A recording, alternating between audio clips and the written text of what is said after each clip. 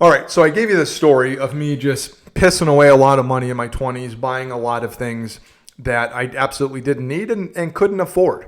And that is really frustrating to look back on and think about. And I try to ask myself, okay, what's the lesson that I can learn from that, or multiple lessons that I can learn and maybe pass on to my daughter when she's older, or pass on to myself or anybody else that's listening.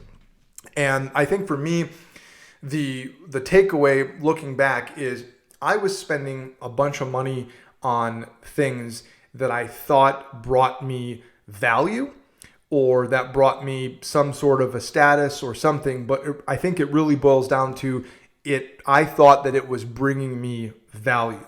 And what I've come to realize is spending money on a car, for example, like the Mercedes that I had, or the Volkswagen that I bought. I was spending $300, $400, $500 a month on a lease payment, which is just ridiculous when you think about it. But if I would have bought a Honda Civic or a Honda Accord, which is a safer car, a better gas mileage car, a better resale value car, and my payment was $200 a month. When I look at that versus $200 a month versus, $300, $400, $500 a month, am I getting $300, $400, $500, $200 more value out of those other two cars than I am out of the Honda Accord?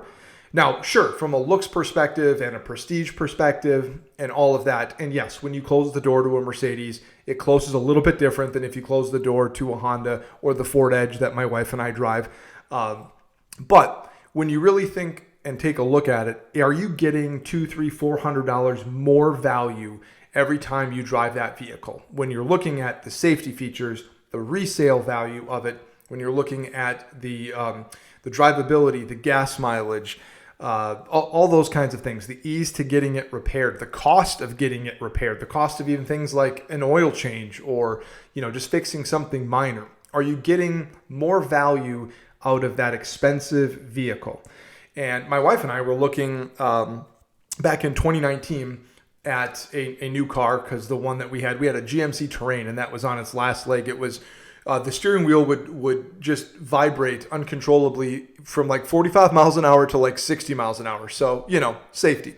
But we had a daughter, and we said, okay, time to get a safe vehicle. This thing has been going for us for 10 years, and it's time to get a new car.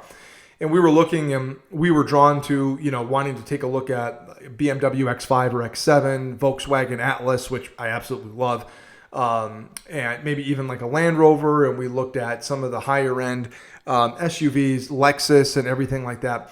And then we stumbled upon what we have now, which is a Honda Passport. I think it was the first or second year that they came out with the vehicle.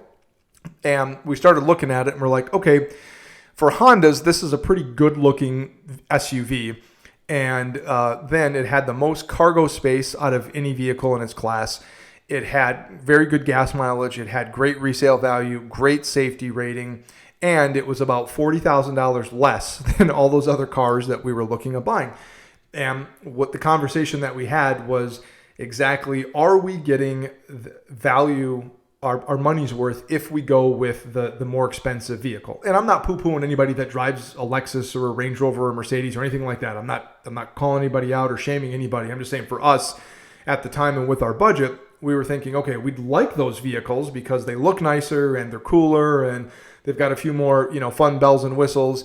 But at the end of the day, are we getting the difference in cost? Are we getting that value from that purchase? And what we discovered was, no, we're not.